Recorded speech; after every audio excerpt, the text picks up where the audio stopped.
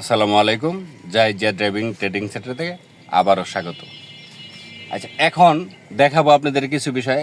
এই যে আপনার এই সেটিংয়ে বসলাম, সিট বেল্ট পরলাম, চড়ার পরে এই সেটিং ধরলাম, তখন কি অটোর ক্ষেত্রে যখন এটা এলো আপনার চাবির সুইচ মানে সেলফ, তখন আমি সেলফটা তখন সাধারণত গাড়ি ম্যানুয়াল আগের গাড়িগুলো চাবি আছে, চাবি নেই, তখন কী করব, এখন এই যে ব্রেকে পাড়া দিব, এই ব্রেক পাড়া দিয়া কাজ করবো, স্টার্ট হয়ে যাবে। এই যে এখন এটা কি অ্যাক্সেলেটার, হ্যাঁ, এই পিক আপ, এই তখন আমি অন করব, অফ করব, কেমনে অফ করব, এই যে দেখেন, আবার এখানে টাচ করব, তখন অফ হয়ে যাবে অটোমেটিক।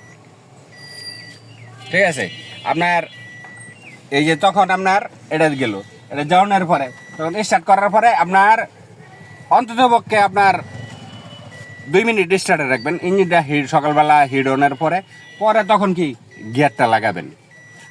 তখন আপনার মোবিল অয়েলটা যা আছে এটা সাধারণত আপনার পুরা বেয়ারিং টেয়ারিংয়ে ইঞ্জিনে যা আছে যাবতীয় সরাইয়া সেটাই থাকবে।